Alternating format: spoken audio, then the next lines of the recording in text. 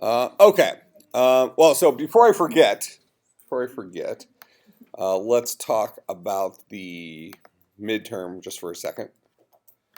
We'll review for this the Tuesday after break, but so the midterm, this will be the Thursday following break. So a week from this Thursday, 9 days from today will be the midterm. We'll talk about kind of what you need to know for it on Tuesday, but just generally speaking, so we'll kind of go through everything we've talked about. Do I have this? I have the sharing set right on this, don't I? It's we only. Must not have saved it last time or something. Yeah, so in any case, we'll kind of go through and I'll tell you what to focus on, what not to focus on, that kind of stuff. So I haven't written the exam yet, so as I kind of go through our slides, what we've talked about so far this semester, I'll kind of mention the things that stand out to me as being important, which are probably going to be relatively compatible with things that I think are going to be important when I write the exam. Okay, so you should kind of know where to focus your time from that perspective. The exam will be designed to take about an hour, but you will have the full class period to do it. It's going to be all short answer and programming. So let's say my average midterm has 10 questions on it. If there's 10 questions on it, probably between 2 and 3 of them are programming questions of some size. Usually they'll have one question that is a lot of programming, another question that's kind of a smaller programming snippet type thing, and then you might have, if there is a third, you might have another one that's kind of another small type programming. So there's only going to be one, let's call it major programming question on the exam. So a majority of the exam is going to be kind of short answer essay. That isn't to say the programming stuff isn't important. It's to say that I realize that writing live programming at this point for you is difficult. So it's still something that you should be able to do at least a reasonable level at this point. But understand, coming into the exam, it's not an instant fail. If you you could probably get a 70 on the exam if you left the programming questions blank. It's kind of what I'm getting at here.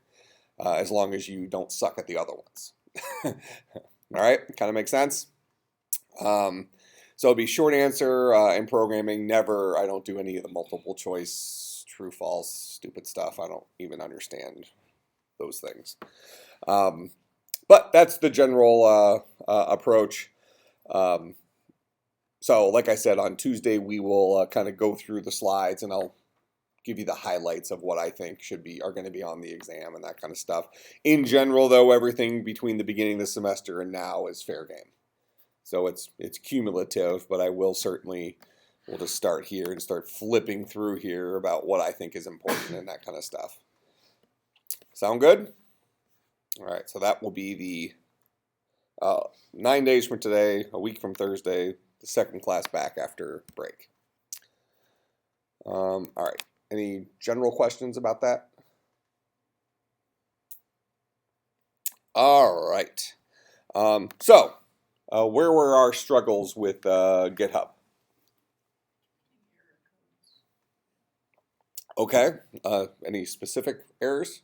There was one that was asking for name and email, and then there was another one that I don't remember. Okay, so the name and email, that would be that you have to provide a username and password for GitHub when you try to push. That was happening after that push command. All right, so let me. So one thing, so I had several people send me messages. One thing you definitely want to do when you are working with GitHub. Let's see, where am I at right now? We're in there.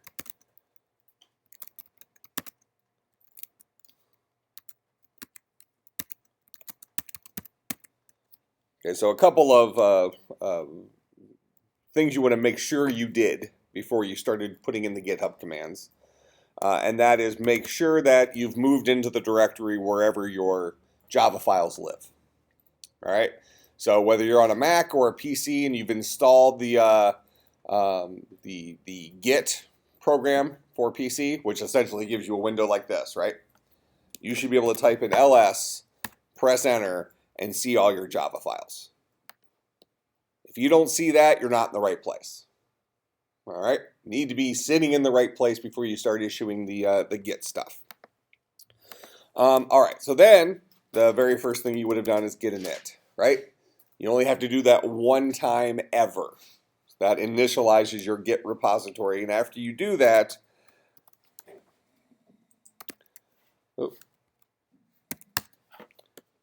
you will have a new directory that was created for you called .git. You will not see it if you just type ls. You only see if you type ls-a. That shows you all of the directories, including hidden ones. So directories that start with directories or files that start with a dot are hidden by default. Okay. Now, you never actually have to interact with this directory directly. All right. So this is more just trivia that it's there. Your git init command worked. Okay. Other than that, you never have to go in there. If you did go in there, this is what you'd see, this kind of stuff. Okay, this has to do with the configuration stuff and all the different branches. This is where your repository actually lives. You definitely don't want to screw around in this directory. So pretend like it doesn't exist and never go in there. Okay? Then let's just quickly make a change to our code. So you only ever have to do those steps one time. All right, you'll never have to do that again. So let's go into our dice roller here, and let's go to driver. Let's see, made a change. So we made a small change there to our code, saved it. So now when we want to add stuff to our repository, we'll always say git add. And then for us, star.java. We want to add all of the Java files that we have to our repository. That is, we want to keep track of all of our Java files. All right, so once I do that, you'll have to do that every single time you've made changes to files that you intend to commit to the repository. Okay, so you don't, every single time you save something in Eclipse, you don't come out here and do a git add star.java. You'll do this before you actually want to get your current version of your code up on GitHub, from our perspective. Okay? So you'll do this every single time you're getting your code ready to get put on GitHub. So that's the git add star.java. You can see, if you do a git status, what's changed. So even though I just added those 4 files, those 4 Java files to our repository, I've kind of added them, staged them for committing them to the repository. They're not actually put in the repository yet. It's noticed that the only one that I've changed relative to the current state of the repository is just driver.java. Okay? All the other files are identical to the current state of my repository.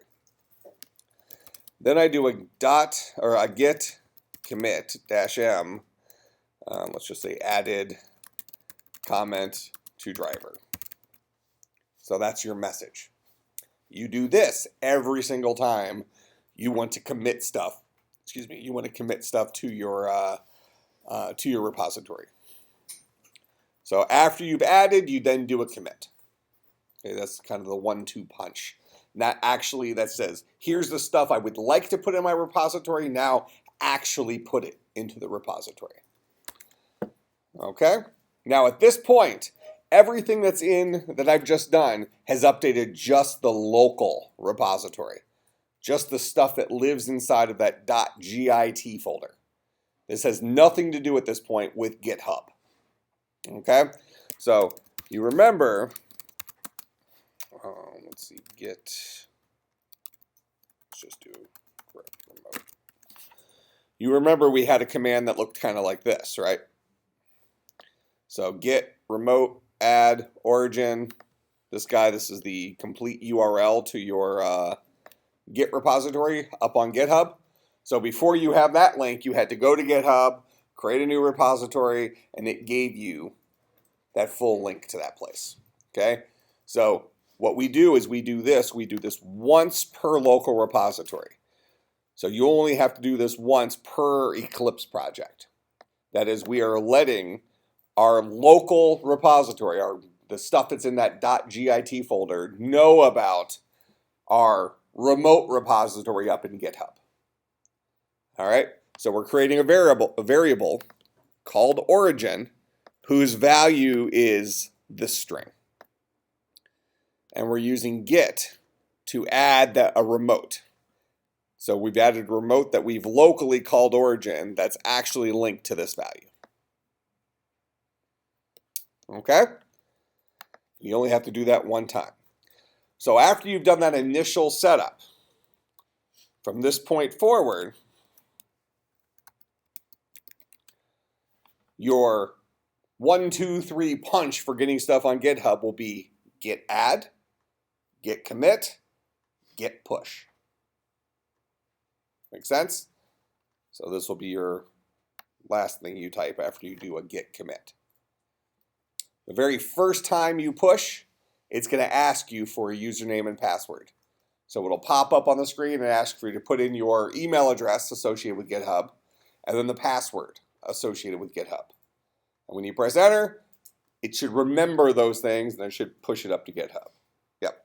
It asks me continually after that to put in my username and password. Every single time? The one time, yeah. I don't care. I just thought I should know.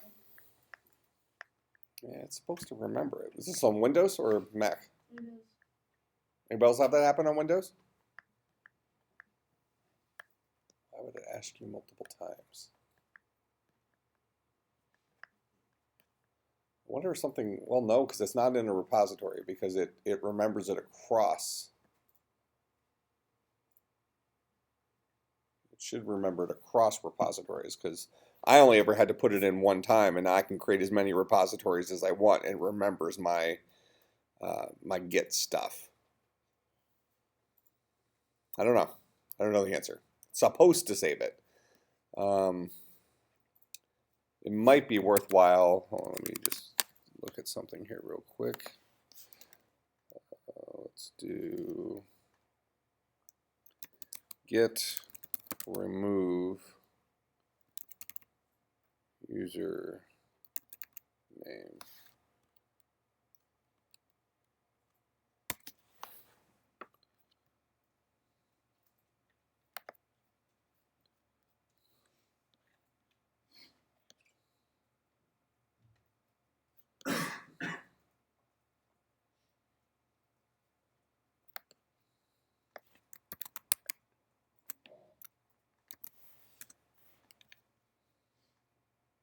Okay.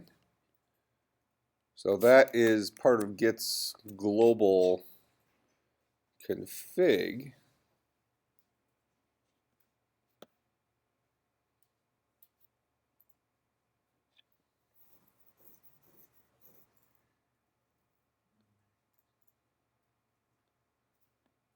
I guess you could probably delete that.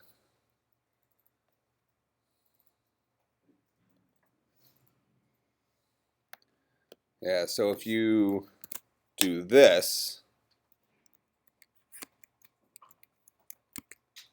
you might try this on yours. Is do a git config unset all user.name. That should clear out those variables and then have it go through the next time. Maybe your config file's in a weird state or something like that. So I'm not sure, but that hopefully will fix it because it should remember. But I understand it's just an inconvenience. But yeah. I guess that's the best answer I have for right now. All right. Anything else that we had from an error perspective? One thing that in general I was getting ready to say before is when folks ask me questions, make sure you actually read the error messages that you're getting. Okay, so often what ends up happening is you see an error and you just say, oh, something's wrong, I'm going to randomly go and change crap. Okay? Often the error message tells you what's wrong. That's kind of the purpose of the error message, right? So make sure you read the entire error message. I get that they're sometimes cryptic, But at the very least, when you go to message me about what the problem you're having is, show me your error message. Don't just say, I'm having problems with GitHub. Can you tell me what I'm doing wrong? It gives me very little information to go on. All right. For those of you who could not get it working, it sounds like yours was something with your GitHub account. It fixed it? Okay. Any other issues, or do we all finally get it working? Go ahead. I finally got it working after downloading it because it wouldn't show up the command prompt now. Okay, so something weird happened during the install or something like that? Okay, but it's working now? All right, everybody else have it working? So at this point, you can get your files pushed to GitHub. All right, perfect. So then moving forward, as when you turn in your homework assignments, give me a link to your GitHub code for your code as opposed to pasting it in there, because now we're seeing our programs are getting a little bit bigger, a little bit scarier, that kind of stuff. Okay, so that's kind of the GitHub punchline. All right, let's see. I want to go back here. All right, and we finished writing merge sort, correct? Okay, so let's start working on something else. So we want to think about solving some additional kinds of problems with our code. We're going to put a couple of the things together that we've already written into a larger project. So we're really kind of drilling this idea of object-oriented programming. Okay, where we're almost, when you start thinking about building larger applications, we want to think about this in terms of like we're almost building our own Legos. Okay, so we put these Legos together over here, and that gives us like a little, like a part of our castle, if you will. And then we have another piece over here, and that's another part of our castle. And then we put those two together, and now we have a start of a castle, right? Okay, so we keep doing this over and over and over again to the point that we actually start getting, some functional application. So we're going to start designing kind of a small game, okay, that uses our dice roller. So typically, the dice roller type things go into games like Dungeons and Dragons-y type stuff. Okay. So we're gonna. How many of you have ever heard of something called a MUD? M-U-D. Maybe you. So the one geeky guy in the class is. Do you play any MUDs, or you just know of them? Just heard of them. Just heard of them. Okay, so most of us have heard of games like World of Warcraft and EverQuest and pick your favorite MMO type game, right? These multi-world type things. Well, before we had graphics, we did that text-based.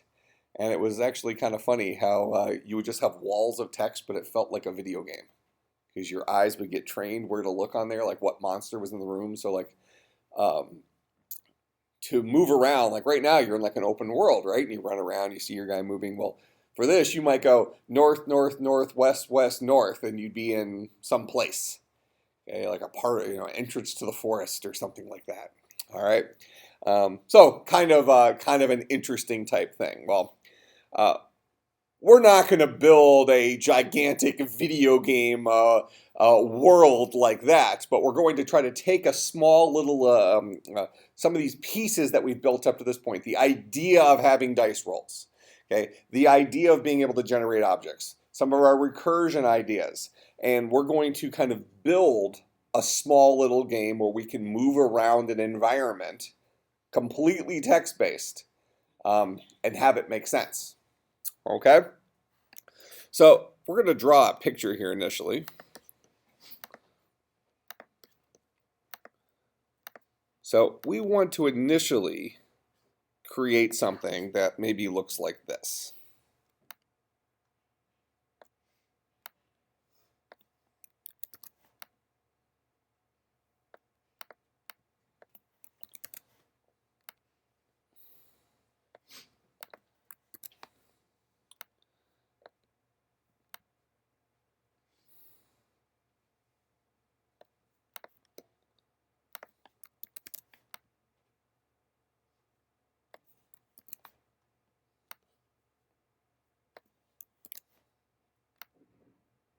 We're going to say it like that.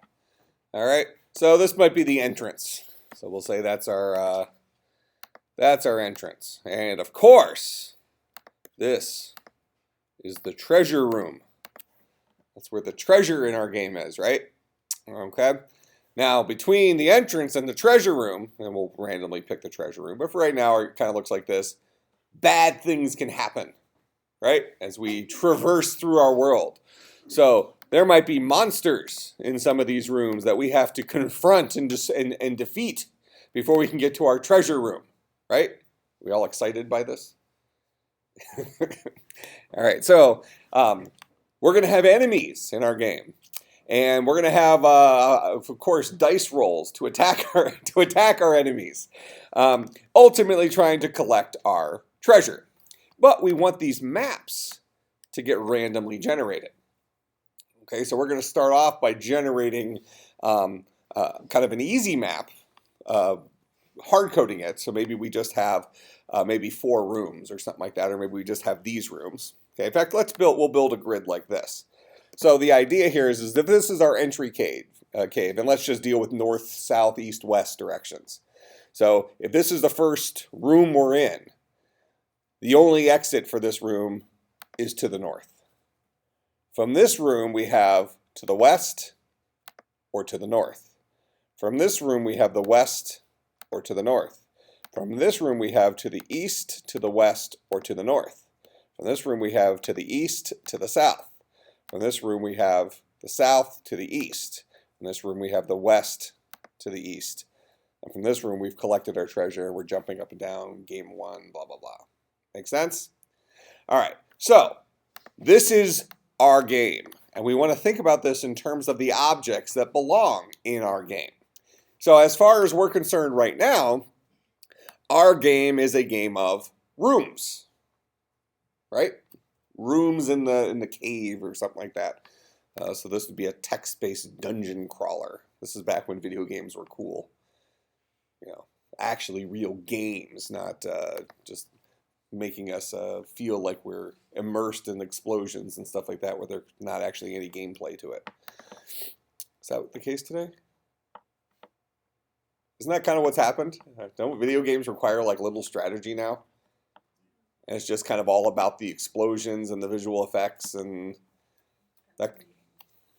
So what games today require a lot of strategy?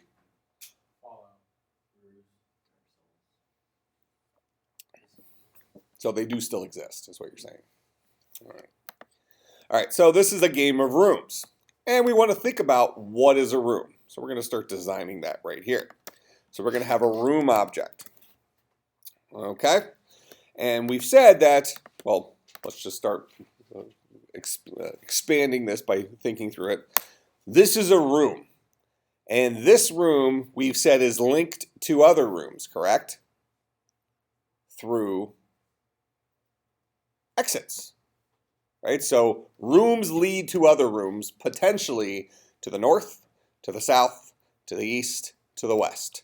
But not every room will have a north, south, east, and west. Correct? But they can have up to a north, south, and east, and west exit.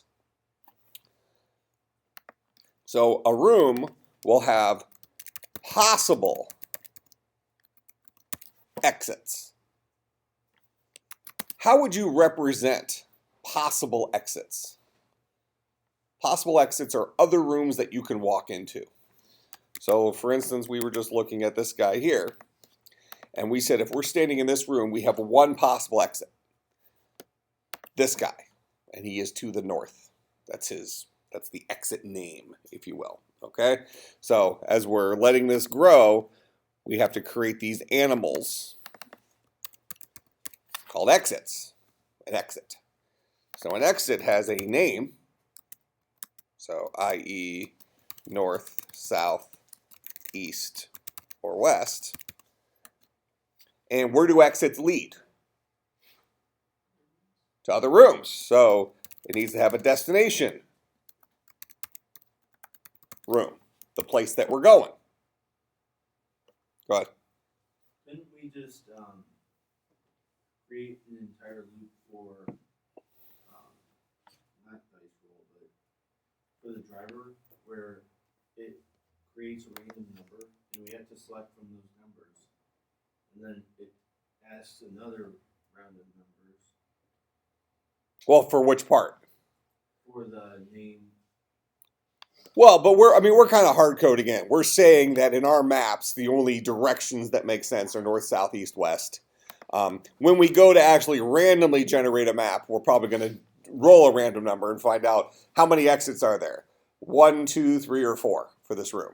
And then out of those, we're going to have to randomly pick from our possible exit directions to build out that map. But initially, right now, we're not actually putting these things together right now. We're building our individual Legos. Here's our room Lego.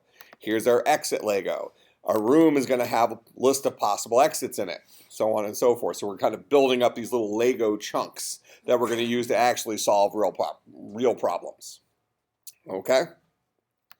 So an exit has a name associated with it, and then where it leads. Another room, a destination room that the exit goes to. All right, so if we're in this room, there exists a single exit. That single exit's name is north, and its destination is this room. If I'm in this room, there are 2 exits. One whose name is west that goes to this room as a destination, and one whose name is north, which goes to this room as a destination. So this particular room has 2 exits associated with it. This particular room actually has 3 exits associated with it. One whose name is west, one whose name is east, one whose name is north, that go to these destination rooms respectively. Make sense?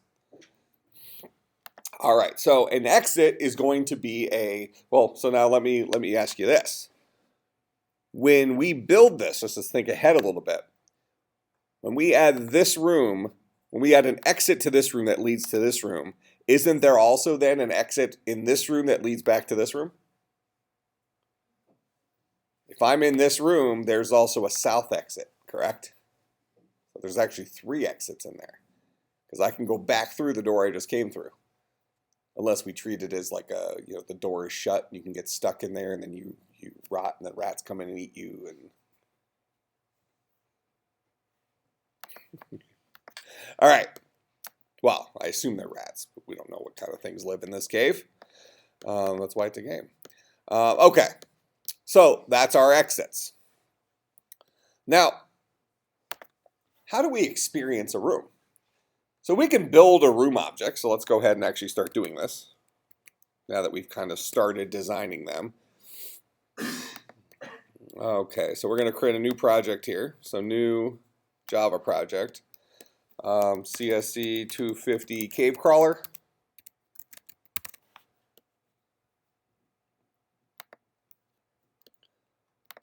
Okay, and we'll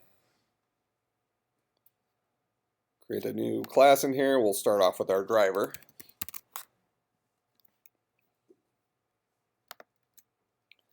And let's create another new class called a room. And then let's create another new class called an exit. A couple of guys that we've designed so far. Okay. And we've decided that a room has some exits in it. And we decided that an exit has a name and it has the destination. That's a room. So we can say private string name, private room, which is a capital S for string, destination. Then write our constructor for our exit. And this guy would take in a name. Let's just have it take in a name for right now. We might have it take in a name and a destination. But let's just have a name for right now. Actually, let's have it do both for right now. We might actually take it away. Room destination, so we'll say this dot name is equal to name, this dot destination is equal to destination. All right, so for right now, that's what an exit is. Would you agree that this is the programmatic equivalent of this guy right here? Okay, so that's a skill we want to start getting. We want to be able to design it here on paper. Decide in our mind, what do we want this guy to look like? What do we want this guy to have? What attributes does he have? This guy has a name attribute and a destination room attribute. And then being able to make that jump over here where we write the equivalent Java syntax to represent that. Now we probably can come up with the idea that this is probably going to expand somewhat, right? But at least as a starting point, we've represented in code what we've designed in English, right? English in pictures. Similarly, we come back over to our room, and we decided that a room is going to have possible exits in it. How are we going to represent those possible exits in how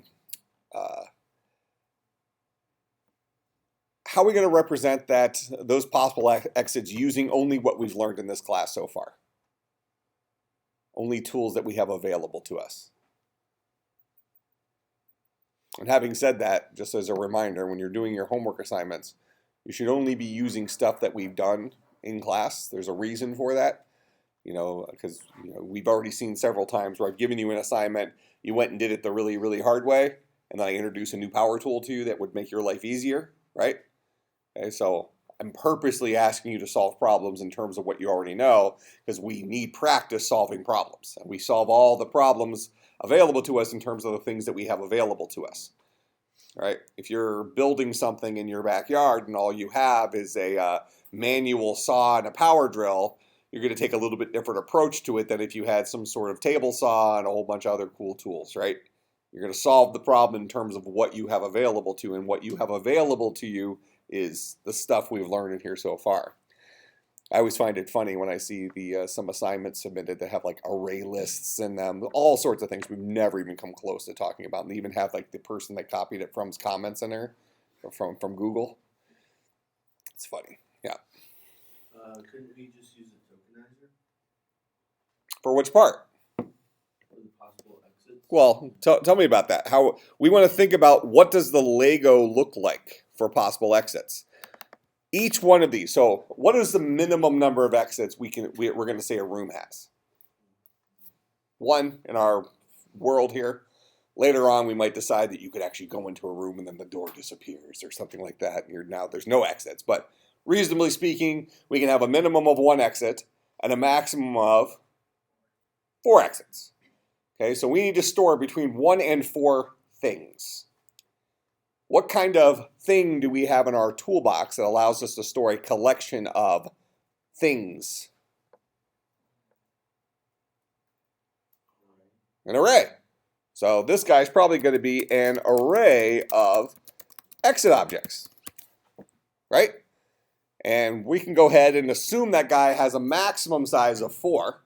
We talked about one of the weaknesses of arrays is once you build them, it's a fixed size, right? But 4 elements, not that big of a deal, right? No harm, no foul. So we're going to go ahead then is inside of our room. In fact, let's actually make a notation of that here. So min of 1, max of 4. So just make it capable of 4 for now. And then if we only fill it halfway or a quarter of the way, not the end of the world. Okay? We'll still have to logically deal with that, but for right now, that's not going to be horrifically inefficient. So let's go back to our code here. Go into room. So a room is going to have a private exit array called the exits. And then our constructor for room will say this dot the exits is equal to a new exit array of size 4 to hold possibly 4 exits. Right now, we have no exits in there in this room. It's just we have a container that has holes for 4 exits. Okay? So now, we've kind of created some of our generic Legos. And maybe we could start thinking about how do we connect these guys together.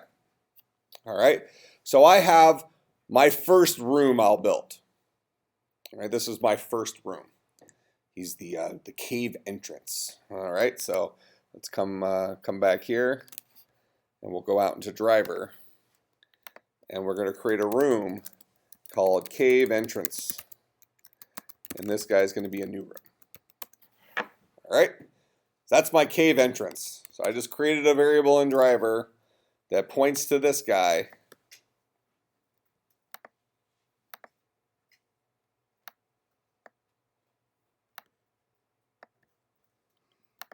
And we named him cave entrance.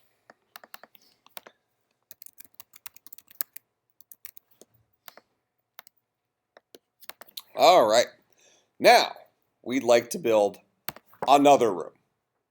So let's call this room 2, for lack of a better name. All right, so we're going to create another variable here.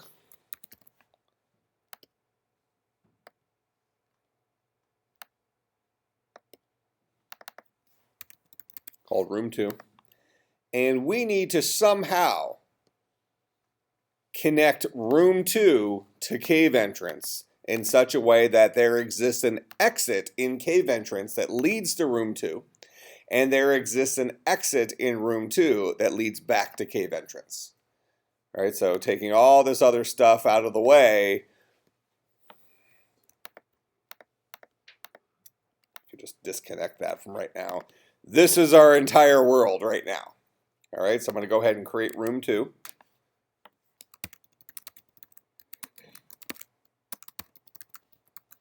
All right, so currently I have 2 completely separate Legos just floating out here. I need to somehow bring these guys together in such a way that there is a way to get from this room into this room, and from this room back into this room. Well, I guess we don't really have a way of getting there right now, but we need to have a way of having exits representing. We need to have an exit in this room that is called north, whose destination is room 2. And I need to have an exit in this room whose name is south, whose destination is cave entrance. Make sense? All right, so how do you suggest we do that? I have 2 rooms laying on the table here. And I have this other little weird object called an exit. Okay, but I don't know how to use this. I don't know how it connects to those guys yet. I need to figure out that way to make those Legos connect. Well, if we're this room right here, we certainly need to add an exit to the room, right? We need to add an exit. And when we add the exit's going to have a name and it's going to have a destination. All right? So what I can do here is inside room, we might want to keep track of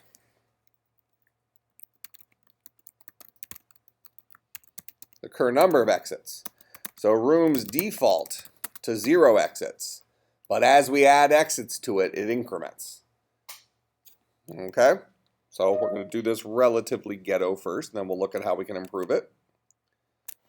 So we're going to go ahead and add some extra stuff to room. So we're going to say private cur number of exits, and we will initialize this guy, and this guy's an int.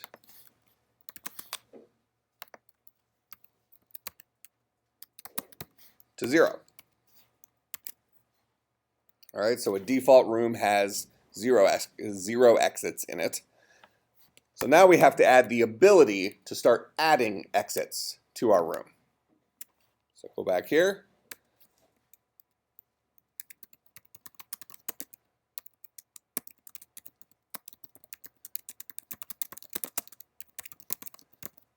So we need to be able to add an exit given a name and a destination. Okay. So we're going to write a method. Make it public, so we need to be able to access it outside of here somewhere. Void add exit. This guy will have a name and it'll have a room destination that we're going to pass in. All right. And what we're going to do is we're going to say this dot cur number, this dot the exits. At position, this dot cur number of exits is equal to a new exit, passing it the name and the destination. Remember, exit, the constructor for this guy takes in a name and it takes in a destination.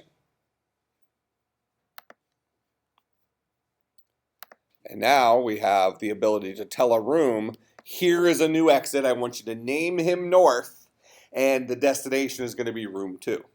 And he's going to go ahead and go into his array of exits at position cur number of exits, build a brand new exit there, and then we need to say this dot cur number of exits plus plus. Make that 1 bigger than it used to be. Okay? That way the next time we add an exit, we'll be adding it at bucket 1. Then we'll be adding it at bucket 2. Then we'll be adding it at bucket 3. And then for right now, we hope we never try to add more than 4 exits, because we'll get an array index out of bounds exception, because we can only hold 4. Okay? So now we've taught a room how to add an exit to itself. So we can come back out here to driver, and we're going to say cave entrance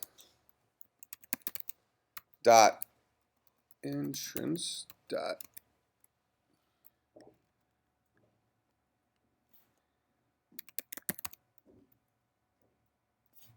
that's weird.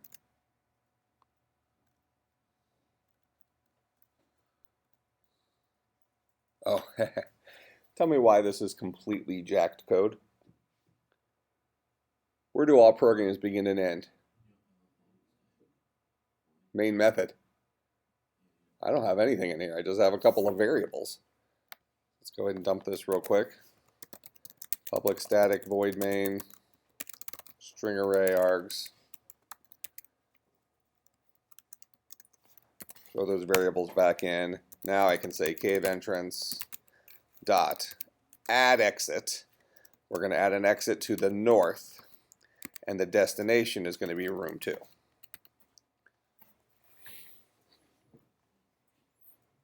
Make sense?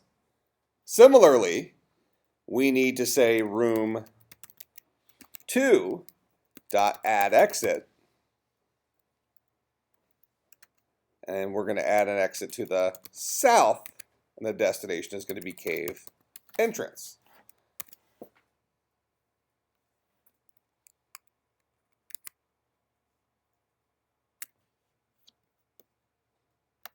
So now we've made this connection. So now this guy has an exit to the north, this guy has an exit to the south. Okay? Now,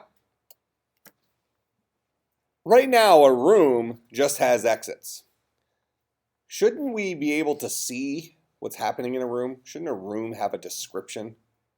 Like when we, whatever that means, step into a room in our world, shouldn't we be able to see that this is the cave entrance, or this is, at the very least, this is room 2, this is room 3, this is room 4, some sort of visual, textual representation of that we've changed rooms, that we're in a new place, right? So now what we're going to do is we're going to add to our definition of room. A room has a description. Okay. Maybe for starters, maybe we just say a room has a name, and it'll eventually have a description. So maybe we have cave entrance as the name, and later on we have a little paragraph that's in there that says it is there's a musky smell in the air or something like that, blah, blah, blah. So why don't we just say rooms have names? So let's go and add an attribute, a field to room. So a room now is going to keep track of its name, which means that when we build a room, we're going to take in the name as a parameter, and we'll go ahead and set this dot name equal to the name that we pass in. Okay? So now we have to provide another piece of information when we're building rooms. So we got to go fix up driver. So now we're building a room, cave entrance, and let's call this the cave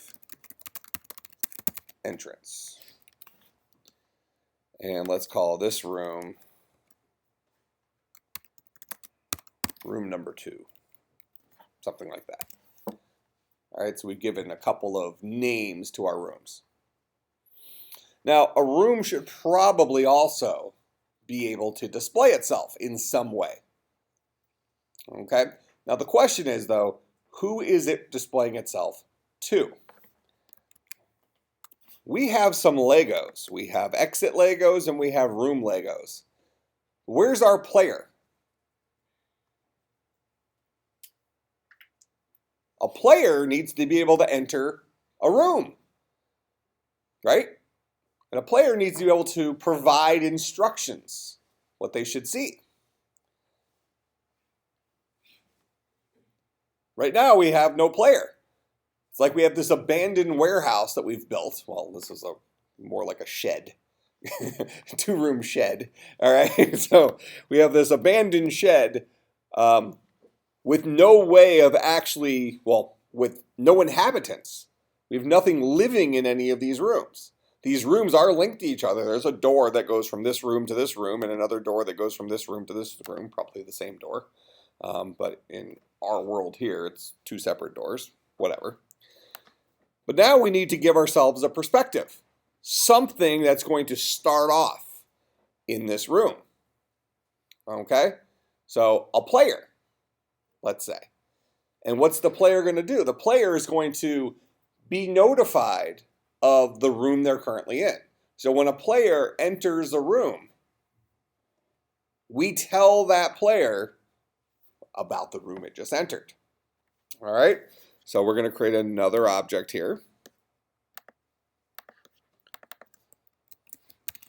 called player. And we're going to say a player has a name.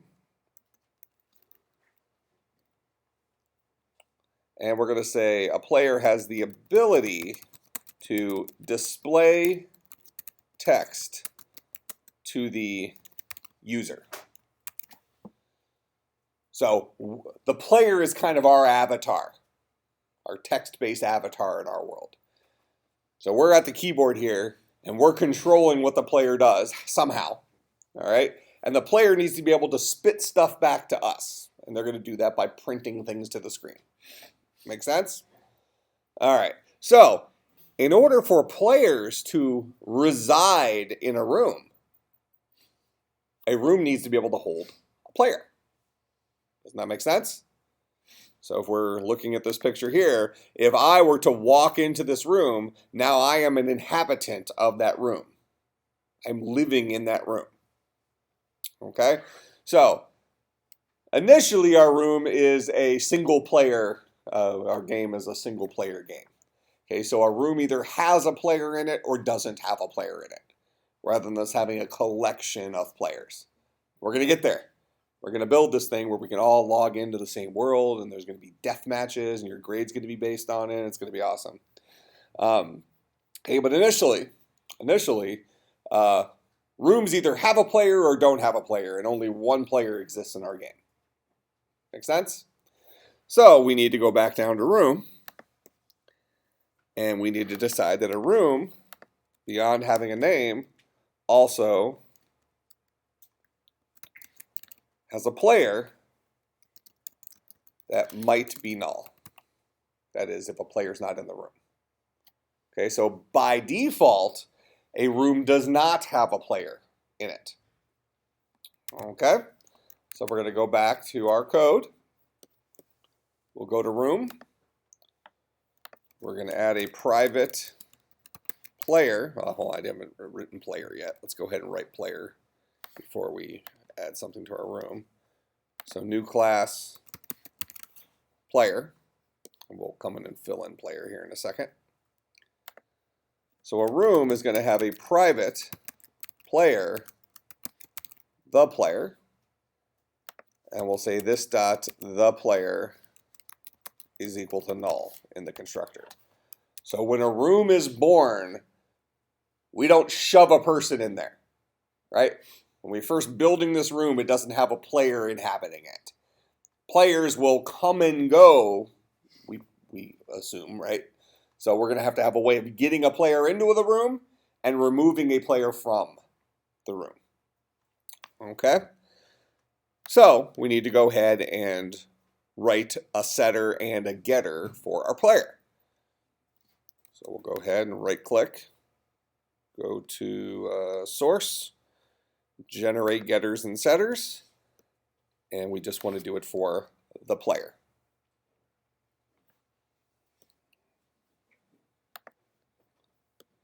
So now we can get a player from the room, and then we can set the player in the room. Okay? Now, when we get a player from the room, though, as far as we're concerned right now, a player leaves one room and goes into another room, correct? So really what we probably want to do is we just want to remove a player from a room and then add a player to a room. Correct? Two separate rooms or two separate situations. So when we get the player, maybe we rename that to remove the player. And before we just return the player, removing a player from a room actually means that afterwards the room does not have a player in it, right? So we need to be able to say this dot the player is equal to null there to empty the room out. But the problem is if I do that, then when I try to return the player, I don't have a value. So we can say, oh, maybe we should return the player first. Well, that's not legal either, because when I have a return statement, a function immediately ends, which means I'll never get to this line. Okay? So I'm going to need to preserve the value of my player. So we're going to say player to return is equal to this dot the player. Then we'll set the player equal to null. Then we'll return the player. Make sense? Actually, we'll return player to return. That guy. Preserve him in a local variable, then remove him from the room, then return the guy we preserved. So at that point, we've emptied the room of the current player and handed it to whoever called this method. So we need to make sure whoever caught that player then goes and does something with it, probably throws him into another room. Okay? Now we have add the player. And add the player is going to take a player as a parameter, and it's going to set this room's player variable equal to the player that we're adding to the room. All right, so the mechanics of how we'll use this come back here, and we're going to say we'll add a player to this room initially. Then, when the player moves from this room to this room, however that's going to happen, we will remove the player from here and add the result of removing the player to adding the player there.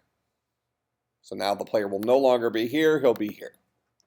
And every single time that a player enters a room, shouldn't we display to that player the current room stuff? Okay? So when a player enters the room, notice we said down here that a player has the ability to display text to the user. And displaying text to the user means we do system.out stuff. Let's go back into player. And we decided a player is going to have a name.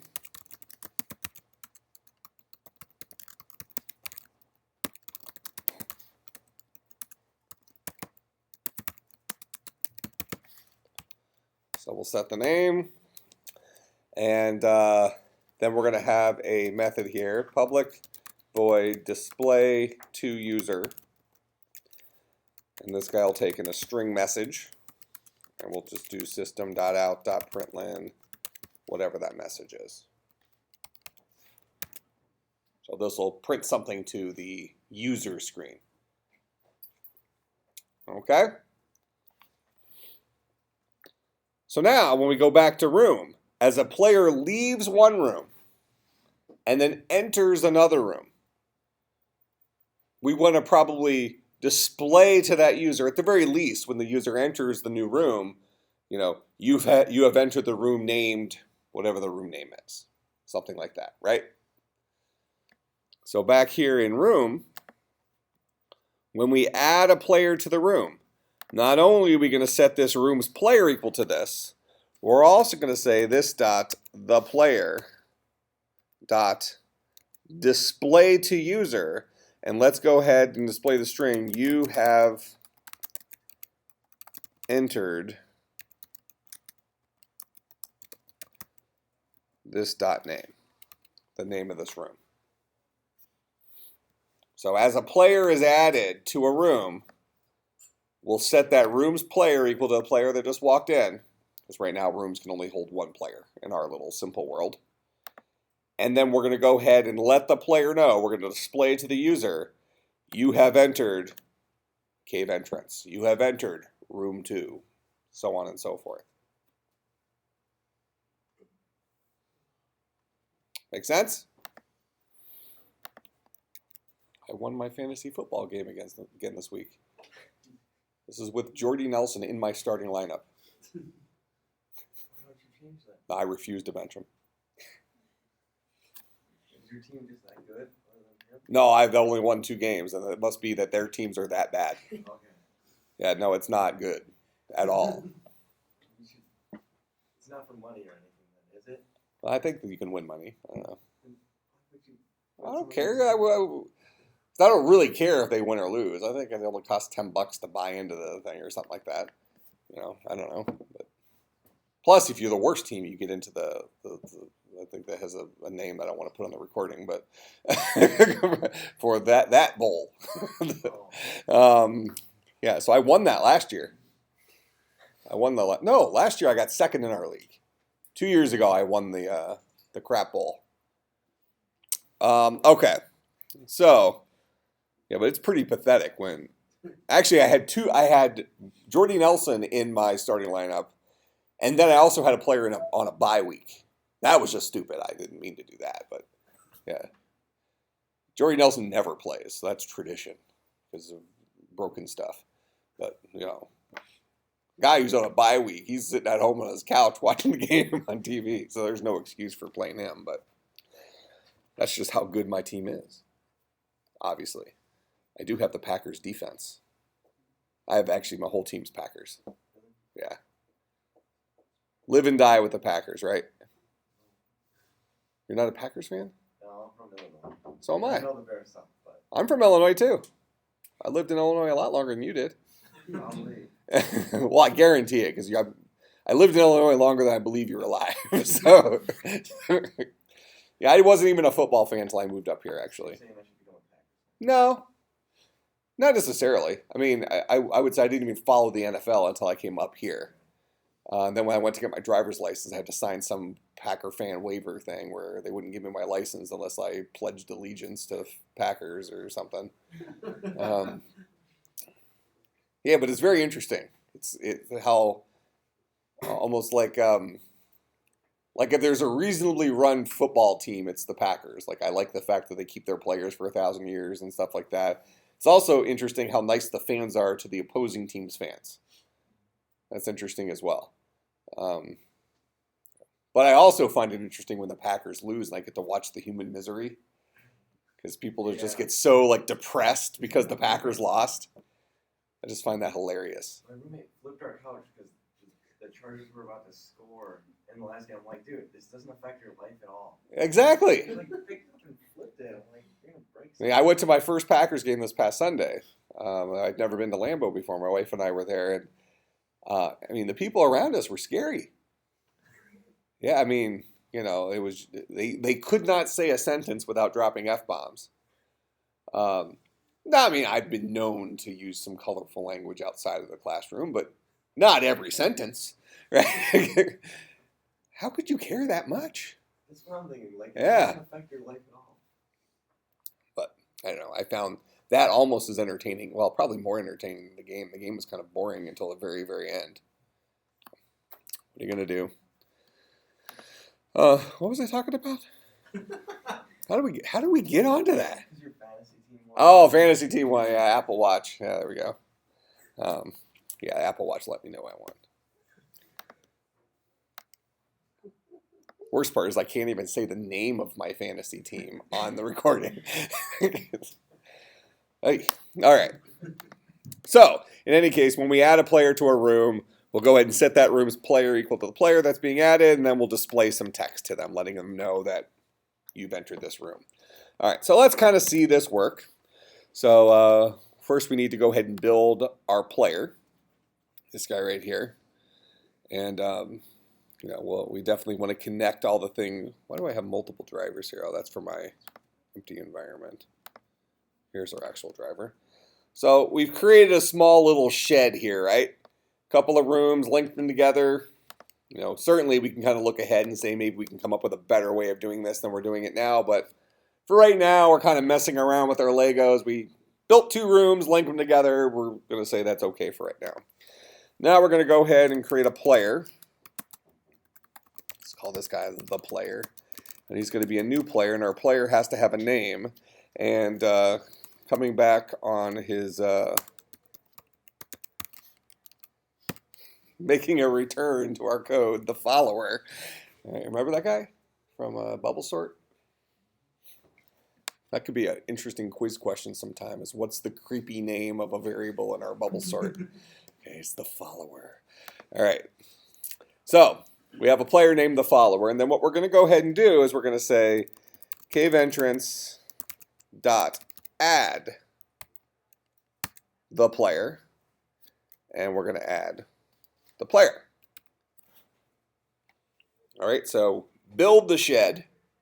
Then go ahead, build our player, and have that player walk into the cave entrance. Make sense? So we'll go ahead and do that. And here we have, you have entered the cave entrance. This is our player thing. Now, we probably want to be able to see what else is happening in the cave entrance, this room. And for our intents and purposes right now, we only have exits, possible exits, right? All right, so we need to probably increase some stuff here. So we've let the player know that the player has entered the room, but we probably also want to now let the player know what else is in this room. Okay, so we're going to go into room. So the room has let the player know that they've entered this room. Now we're going to probably display to the player possible exits. So we're going to say this dot the player dot display to the user possible exits. Something like that. All right. And then we want to go ahead and give the list of exits to that room.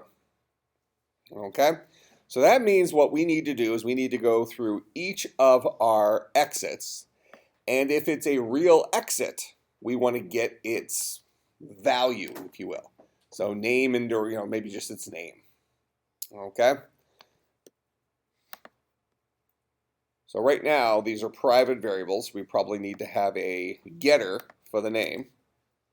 So we'll right click here, go to source,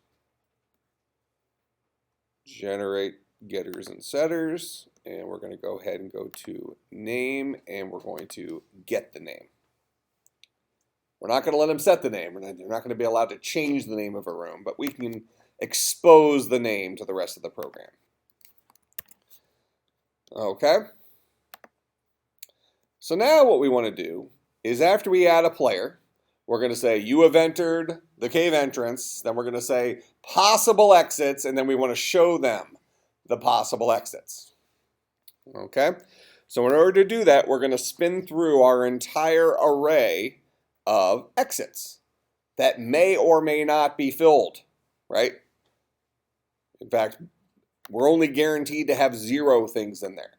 we've decided that we're probably always going to have at least one exit to a room, but in terms of programming, any bucket in that array could have the value null in it, right? So there may not actually be an exit there. So we're going to go through that array, and only if there's actually an exit there will we show the exit. Okay? So we're going to say for int I is equal to 0. This is our go-to for loop. How many possible exits are there in the exits? Generically?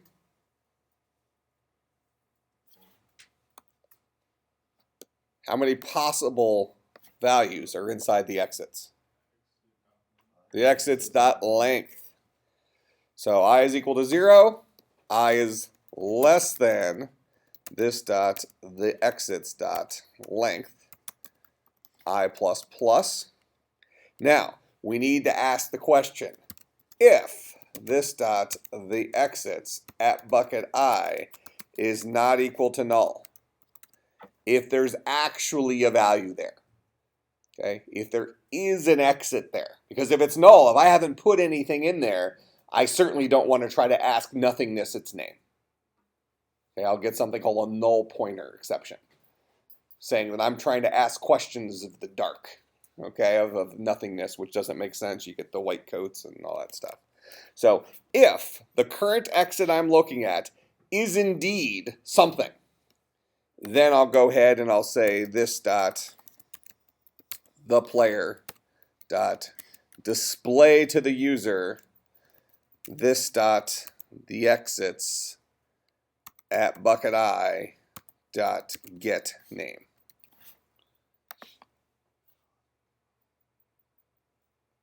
Okay? Go through all the exits in my array. If the current guy I'm looking at, all the potential exits in my array, if the current guy I'm looking at is indeed an exit, go ahead and display to the current user, the user in this room, that we know just got added, right? We wouldn't be talking to this guy unless somebody just walked into the room. So we'll display to the user the name of the current exit. So we'll get the current exit and then ask him for his name. So we'll go ahead and run this program again. So we build our two rooms, we link them together. So if we enter our cave entrance, we should have one exit to the north. Correct? Go ahead and run that. You have entered the cave entrance. Possible exits, north. Make sense? All right, well now, what should probably happen next? So now I have this shed, simple shed, and I've shoved a player into the shed manually, right? We built our player right here, and then we picked him up and threw him into the front room of the shed. From this point forward, this is usually when the joystick's in our hands, right? When we think about our video games, right, you start off at some starting point in the game. So a starting point in our game is we're in the cave entrance. So now we're standing in the cave entrance, and we have our joystick, or in this case, our keyboard, right? We need to be able to move, issue commands to move from room to room to room to room, right? So why don't we say initially we allow our player to just type in directions. Okay, so north, south, east, west, something like that. And if there is an exit in that direction, we'll let them traverse. Well, before we can do that, we need to learn how to read input in from our players. That make sense? Okay, so at this point in here, some of you have done it before, but we've never actually introduced how do we ask our user for input. So we're going to go into our player class here. And we are going to add to our player something called a scanner.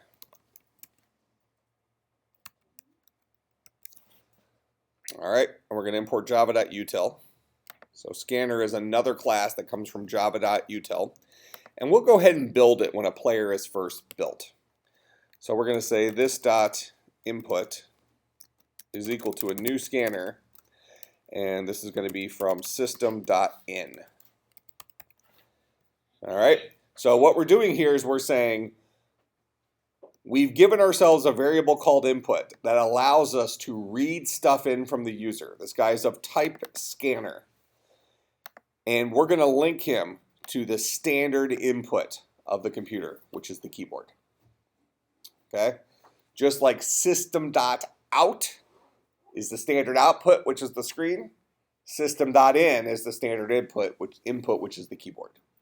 Okay? So now what we're going to do is we're going to go ahead and we're going to have a function here called show prompt. That's going to be for the user. And what this guy is going to do is he's going to say system.out.print, and we're going to give him like a little place to type, letting him know this is the equivalent of this guy sitting right here, where we can type stuff in. So this is kind of our prompt, but instead of him looking stupid scary like this, and I'm on somebody's Android phone network thing, it'll just be a little caret like that. Okay. So we'll just print out that, and now we're going to wait for some input. So we're going to say string user response is equal to this dot input dot next line. That will read in a string from the user. Okay? And just to prove that, we'll just go ahead and do a system.out.println. You entered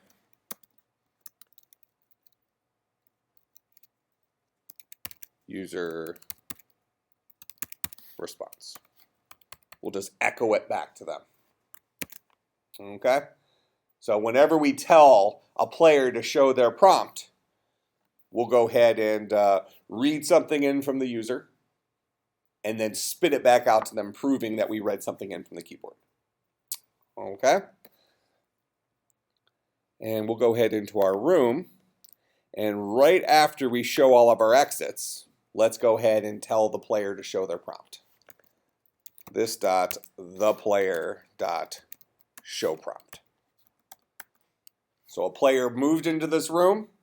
We're going to give them the information about this room, and then we'll tell the player to show their prompt, which is going to give a little caret guy sitting there for their prompt. We can type something in, press enter, and it should spit it back out to the screen what we typed. Make sense? All right. So right now our code is just having us get thrown into one room. We'll go ahead and do that. You have entered the cave entrance, possible exits, north. I'll go ahead and type in blah, press enter, tells me I entered blah. Make sense? All right, so I'm going to go ahead and just put a comment in here so we know where to pick up next time. So inside of player,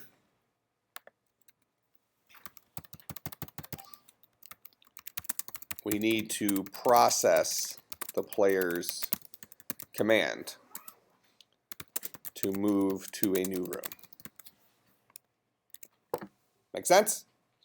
Okay, so remember, you do have classes until 4 p.m. tomorrow, so don't skip town unless you've prearranged it with your professors. No homework over break.